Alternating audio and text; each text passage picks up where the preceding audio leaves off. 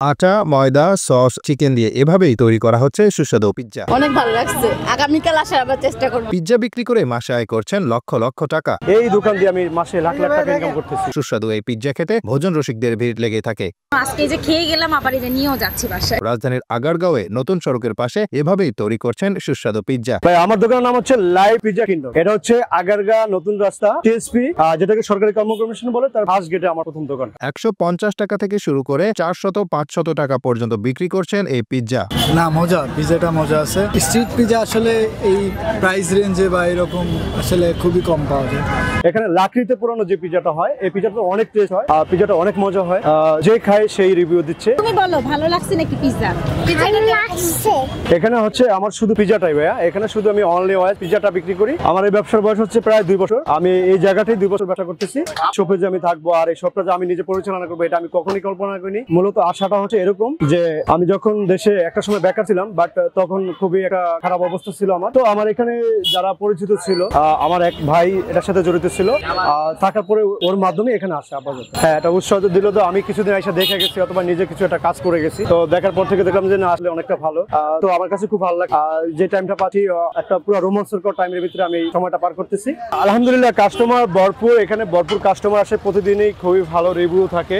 পিৎজার যে টেস্টটা, এটা অসাধারণ। কারণ কি অনেক সুনামধন্য যে পিৎজাগুলো আছে তার থেকেও বেটার। প্রতিটা কাস্টমারে এসে খুব ভালো একটা ফিল করে আমার পিৎজাটা খেয়ে।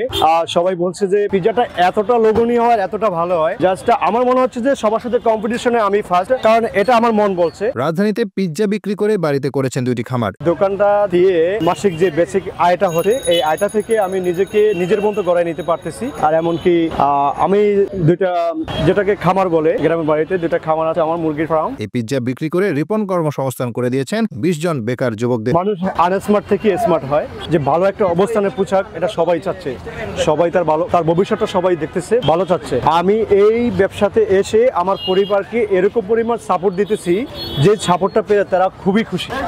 এতটা আনন্দ আর এতটা অনুভূতি কখনই ফিল করতে পারে না আমি যখন বেকার ছিলাম। বাট এখন তারা যে আনন্দটা ফিল করতেছে, অথবা আমার প্রতি যে বিশ্বাসটা তাদের এখন হয়েছে, একটা সময় ছিল না। যেমন আমার বাবা আমাকে সবসময় বলতো, তোর দিয়ে কিছু হবে না, তুই কিছু করতে পারবি না। কিন্তু আজকে আমি কি করলাম?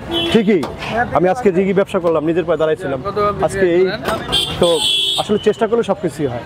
আমার পরিবার সম্পূর্ণ আমার প্রতি কনফিডেন্স আছে যে আমি এটা থেকে আরো ভালো কিছু করতে পারবো সামনের দিকে।